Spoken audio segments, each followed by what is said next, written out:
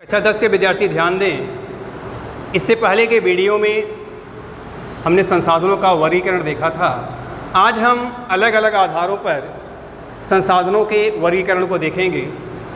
जैसा कि आप व्हाइट बोर्ड पर देख रहे होंगे कि कुछ आधार लिखे हुए हैं जिन आधारों पर संसाधनों का वर्गीकरण किया गया है, जिसमें आप देख रहे होंगे कि पहला आधार लिखा है उत्पत्ति के आधार पर। उसके दो प्रकार हैं, जैव संसाधन, अजैव संसाधन। दूसरा आप देख रहे होंगे लिखा होगा समाप्यता के आधार पर। इसके दो भाग होते हैं, नवीकरणीय योग्य संसाधन, अनवीकरणीय योग्य संसाधन। तीसरा जो आधार है आप व्हाइट बोर्ड पर देखें तो लिखा है स्वामित्व के आधार पर। स्वामित्व के आधार पर संसाधन चार प्रकार के होते हैं, व्यक्तिगत, सामुदायिक, राष्ट्रीय, अंतर्राष्ट्रीय। अगला जो आधार है वह है विकास के स्तर के आधार पर। विकास के स्तर के आधार पर आप यहाँ देख रहे हैं व्हाइट बोर्ड पर चार प्रकार होते हैं, संभावित संसाधन, विकसित, भंडार और संचित कोष। आइए हम एक एक संसाधन के विषय में जानते हैं। पहला जैसे आप देख रहे हैं लिखा है जैव संसाधन। जैसा कि सबसे ही अर्थ स्पष्ट है, जैव मतलब जीवन से है, अर्थात इन संसाधनों की प्राप्ति जैव मंडल से होती है। अब जैव मंडल क्या है? जैव मंडल क्या है? इस भूमंडल पर जितने भी प्रकार के जीव जंतु हैं उनका पूरा समूह जैव मंडल कहलाता है। तो उस जैव मंडल से इस संसाधन की प्राप्ति होती है, इसमें जीवन व्याप्त होता है। कहने का मतलब कि समस्त जंतु जगत और वनस्पत जगत, अगर एक लाइन में इसकी परिभाषा की बात करें तो इस भूमंडल पर समस्त जंतु जगत और वनस्पत जगत जैव संसाधन है, क्योंकि इसमें जीवन व्याप्त होता है। आइए दूसरे संसाधन की तरफ बढ़ते हैं। लिखा है अजैव संसाधन। अजैव, जैसा कि नाम से ही इसका अर्थ स्पष्ट है कि ऐसे संसाधन जिनमें जीवन व्याप्त नहीं होता है, निर्जीव वस्तुओं से इनकी प्राप्ति होती है, इनमें जीवन नहीं होता है, जैसे मिट्टी, पत्थर, चट्टानें, धातुएं। ये जो संसाधन है ये अजैव संसाधन है। इसके बाद आप आगे देखें, दूसरा आधार है समाप्यता के आधार पर। लिखा है समाप्यता के आधार पर। समाप्यता मतलब समाप्ति के आधार पर, अर्थात ये ऐसे संसाधन होते हैं जो एक निश्चित मात्रा में हैं। आज नहीं तो कल ये समाप्त हो जाएंगे, क्योंकि ये धीरे धीरे समाप्त हो रहे हैं। इसमें से पहला जो संसाधन है नवीकरणीय योग्य संसाधन। नवीकरणीय अंग्रेजी में कहते हैं रिन्यूएबल। नवीकरणीय मतलब ये ऐसे संसाधन हैं जिनको हम बार बार प्रयोग कर सकते हैं, अर्थात ये समाप्त नहीं होते हैं। एक बार प्रयोग करेंगे, दो बार करेंगे, तीन बार, आप करते रहो बार बार। जैसे जल है, पवन है, सौर ऊर्जा है, वन है, ये ऐसे संसाधन हैं जो नवीकरणीय है। इनका प्रयोग हम बार बार करेंगे, क्योंकि अगर ऐसे संसाधन ये समाप्त हो गए तो इस पृथ्वी पर अपने जीवन के अस्तित्व की हम कल्पना ही नहीं कर सकते, क्योंकि हमारा जीवन इन पर ही टिका हुआ है। मानव जीवन की कल्पना कर ही नहीं सकते हैं। तो ये ऐसे संसाधन नवीकरणीय योग्य संसाधन जिनका प्रयोग हम बार बार करेंगे। अनवीकरणीय योग्य संसाधन। अनवीकरणीय मतलब जिसका हम केवल एक बार प्रयोग कर सकते हैं, अर्थात एक बार प्रयोग करने के बाद ये नष्ट हो जाते हैं। जैसे कोयला। कोयला क्या है? एक महत्वपूर्ण ऊर्जा संसाधन है, लेकिन आप कोयले का एक बार प्रयोग करते हो, अपने उपयोग में लाते हो, उसके बाद वो नष्ट हो जाता है। दोबारा उसको हम अपने प्रयोग में नहीं ला सकते हैं। जीवाश्म ईंधन है, पेट्रोलियम, डीजल, मिट्टी का तेल, जो कुछ भी है, इनका भी आप प्रयोग करो, एक बार आप प्रयोग करोगे, उसके बाद दोबारा इसका प्रयोग आप नहीं कर सकते हो। तो ऐसे संसाधन जिनका प्रयोग हम केवल एक बार कर सकते हैं उनको हम अनवीकरणीय योग्य संसाधन कहते हैं। इन संसाधनों का एक और नाम भी है। नवीकरणीय योग्य संसाधन का नाम है पुनः पूर्ति योग्य। जैसा कि आप जान चुके हैं कि पुनः पूर्ति योग्य मतलब दोबारा इसको हम प्रयोग में ला सकते हैं, पुनः इसका प्रयोग कर सकते हैं। और ये क्या है? उसी का ठीक उल्टा विपरीत, पुनः पूर्ति योग्य संसाधन ये नहीं है, इसका हम केवल एक बार प्रयोग कर सकते हैं। आइए अगले आधार की तरफ बढ़ते हैं। लिखा है स्वामित्व के आधार पर। इसके चार प्रकार हैं, व्यक्तिगत, सामुदायिक, राष्ट्रीय, अंतर्राष्ट्रीय। आइए पहले वर्गीकरण की व्याख्या करते हैं। व्यक्तिगत संसाधन।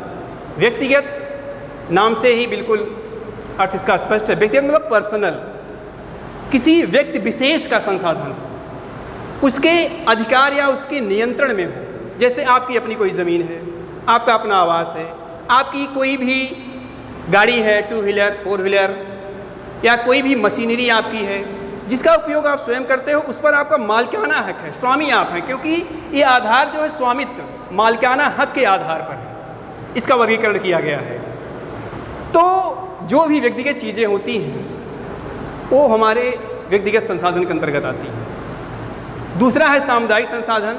सामुदायिक मतलब ऐसे संसाधन जिन पर समुदाय का, समाज का अधिकार होता है। जैसे आप किसी एक गांव का उदाहरण ले लें, गांव में जैसे चारागाह की भूमि होती है, शमशान भूमि होती है, तो ये जो स्थल होते हैं, तालाब होता है, ये स्थल क्या होते हैं? सार्वजनिक होते हैं। वह किसी व्यक्ति विशेष का नहीं होता, किसी एक अकेले का नहीं होता, किसी का निजी व्यक्ति का नहीं होता है, पूरे गांव का, समुदाय का उस पर अधिकार होता है। तो ऐसे जो संसाधन हैं उनको हम सामुदायिक संसाधन कहते हैं। अगला जो संसाधन, राष्ट्रीय संसाधन। राष्ट्रीय संसाधन क्या है? एक राष्ट्र की जो भी भौगोलिक सीमा है, उसका पूरा भौगोलिक क्षेत्र अर्थात उसकी राजनीतिक सीमा जहाँ तक है, उसके अंतर्गत जो भी संसाधन है वो राष्ट्रीय संसाधन है। अगर तकनीकी तौर पर आप देखें तो व्यक्तिगत और सामुदायिक संसाधन भी राष्ट्रीय संसाधन ही हैं, क्योंकि वे भी उसके अंतर्गत आते हैं। तो राष्ट्रीय संसाधन का आप उदाहरण ले सकते हैं, जैसे रेल है, नहरें हैं, सड़कें हैं, ये सब क्या हैं? वे राष्ट्रीय संसाधन हैं। नदियां हैं, मतलब जो कुछ भी है उस राष्ट्र की राजनीतिक सीमा के अंदर जो कुछ भी विद्यमान है, वे सारे राष्ट्रीय संसाधन के अंतर्गत आते हैं। अगला जो संसाधन है, अंतर्राष्ट्रीय संसाधन। अंतर्राष्ट्रीय संसाधन ऐसे संसाधन हैं जिन पर किसी भी राष्ट्र या देश का अधिकार नहीं होता है। वे संसाधन अंतर्राष्ट्रीय संस्थाओं के अंतर्गत आते हैं। वे संसाधन अंतर्राष्ट्रीय संस्थाओं के नियंत्रण क्षेत्र में होते हैं। यदि किसी राष्ट्र को उसका उपयोग, उपभोग या उसका प्रयोग करना है तो अंतर्राष्ट्रीय संस्थाओं की सहमति लेनी पड़ेगी, क्योंकि वह उसके अधिकार क्षेत्र में आता है। अब आइए आपको यहाँ हम एक चीज़ बताते हैं। आप यहाँ देखें,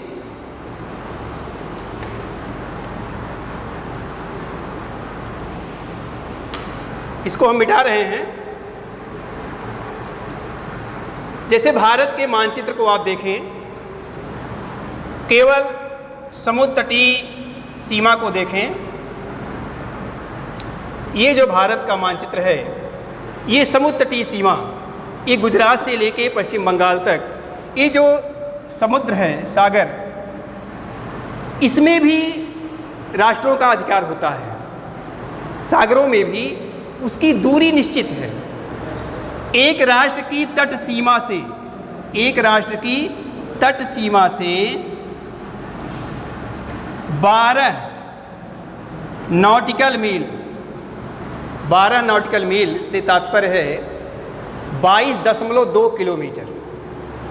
अगर इसको हम किलोमीटर में चेंज करें, 12 नॉटिकल मील, जिसको 12 समुद्री मील भी कहते हैं, तो 12 समुद्री मील अर्थात 22.2 किलोमीटर मान लीजिए यहाँ तक है, तो ये इतना ये क्षेत्र इस राष्ट्र जैसे भारत के अधिकार क्षेत्र में आता है। तो यहाँ जो संसाधन हैं, जो भी संसाधन यहाँ उपलब्ध हैं सागर की तलहटी में, सागर में, उस पर भी भारत का अधिकार है। तो आप जान लें, एक राष्ट्र की तटीय सीमा से 22.2 किलोमीटर अर्थात 12 नॉटिकल मील या समुद्री मील तक एक राष्ट्र का संसाधनों पर अधिकार होता है। अंतर्राष्ट्रीय संसाधन क्या होते हैं? वे जो है सागर तट से, अंतर्राष्ट्रीय संसाधन इस सागर तट से 200 समुद्री मील, कितना? 200 नॉटिकल मील, समुद्री मील से परे जो क्षेत्र होता है, इन पर अंतर्राष्ट्रीय संस्थाओं का अधिकार होता है। अर्थात एक राष्ट्र की समुद्र तटीय सीमा से 200 समुद्री मील से परे जो महासागर का खुला क्षेत्र होता है, उन पर अंतर्राष्ट्रीय संस्थाओं का अधिकार होता है। अर्थात उसमें जो भी संसाधन उपलब्ध होते हैं उन पर अंतर्राष्ट्रीय संस्थाओं का अधिकार होता है, उनके नियंत्रण क्षेत्र में होता है। यदि कोई राष्ट्र वहाँ अपना कोई भी कुछ भी करना चाहता है तो अंतर्राष्ट्रीय संस्थाओं की आपको अनुमति लेनी पड़ेगी। जो चौथा आधार है संसाधनों के वर्गीकरण का, आप देख रहे हैं लिखा है विकास के स्तर के आधार पर। तो विकास के स्तर के आधार पर पहला जो वर्गीकरण है लिखा है संभावी संसाधन। संभावी से तात्पर्य है जिसमें संभावना है, जिसमें अपार संभावनाएं हैं, अर्थात ऐसा संसाधन है जिसको हम अपने उपयोग प्रयोग में ला सकते हैं, लेकिन अभी ठीक ढंग से पूरी तरह से उसको हम उपयोग में नहीं ला पा रहे हैं, नहीं प्रयोग कर रहे हैं। उदाहरण के तौर पर आप देखें तो भारत के जो पश्चिमी राज्य हैं, कुछ राज्य हैं जैसे गुजरात, राजस्थान, अब वहाँ पर पवन और सौर ऊर्जा की अपार संभावनाएं हैं, लेकिन हम उसका भी पूरा उपयोग नहीं कर पा रहे हैं। तो ऐसी जो संसाधन हैं उन्हें हम संभावी संसाधन कहते हैं कि जिनमें अपार संभावनाएं तो मौजूद हैं लेकिन उसको हम अपने उपयोग में नहीं ला पा रहे हैं। दूसरा जो संसाधन है आप देख सकते हैं लिखा है विकसित संसाधन। विकसित संसाधन अर्थात ऐसे संसाधन जिनके विषय में हमें पूरी जानकारी है। कहने का मतलब जो सर्वेक्षित हैं, अर्थात जिनका सर्वेक्षण किया जा चुका है, अर्थात उनकी कितनी मात्रा है, कहाँ पर है, उनकी गुणवत्ता क्या है, इस सारी जानकारी हमारे पास है। उदाहरण के तौर पर आप देखें जैसे कोयला ले लें तो कोयले की मात्रा कितनी है ये हमको ज्ञात है, उसकी गुणवत्ता क्या है हमको पता है, उसकी गुणवत्ता के विषय में हम जानते हैं। तो ऐसे सारे संसाधन जिनकी मात्रा का ज्ञान हमें है, जिनकी गुणवत्ता से हम परिचित हैं, अर्थात सर्वे किया जा चुका है, पूरी जानकारी उनकी हमारे पास है, तो ऐसे जो संसाधन होते हैं उनको हम विकसित संसाधन कहते हैं। तीसरा आप देखें, तीसरा संसाधन है आप देख सकते हैं लिखा है भंडार। ये ऐसे संसाधन हैं जो उपलब्ध तो हैं लेकिन हमारे पास ऐसी कोई तकनीक नहीं है कि जिससे उनको हम अपने उपयोग में ला सकें, अर्थात उचित प्रौद्योगिकी के अभाव में उनका हम उपयोग नहीं कर पा रहे हैं, उनको हम अपने प्रयोग में नहीं ला पा रहे हैं। जैसे पानी ले लें आप, पानी का रासायनिक सूत्र होता है H2O। H2O कैसे बना है? दो यौगिक, हाइड्रोजन और ऑक्सीजन से। तो उसमें जो हाइड्रोजन है वह ऊर्जा का एक बड़ा ही महत्वपूर्ण और प्रमुख स्रोत बन सकता है, लेकिन हमारे पास ऐसी कोई तकनीक ही नहीं है कि उसको हम ऊर्जा का स्रोत बना सकें। तो ऐसी जो संसाधन हैं उनको हम भंडार के अंतर्गत रखते हैं। अगला जो संसाधन आप देखें लिखा है संचित कोष। संचित कोष से तात्पर्य है कि ये संसाधन उपलब्ध हैं, बड़ी मात्रा में हैं, जिनका हम उपयोग भी कर रहे हैं लेकिन पूरी तरह से नहीं, बहुत कम उपयोग कर रहे हैं। इनको हम भविष्य की आवश्यकताओं के लिए सुरक्षित रखे हुए हैं। यदि भविष्य में कोई ऐसी आवश्यकता पड़ जाती है तो हम उसका उपयोग करेंगे। जैसे आप वन को ले लें, नदियाँ ले लें, ये जो है हमारे संचित कोष हैं, इनको हम बचा के रखे हुए हैं ताकि भविष्य में किसी आवश्यकता की पूर्ति इनसे की जा सके। तो आज हम अलग अलग आधारों पर संसाधनों के वर्गीकरण के विषय में जाने। इससे आगे की क्रमबद्ध चर्चा जारी रहेगी जिसको आप अगले वीडियो में देखेंगे। तब तक के लिए धन्यवाद।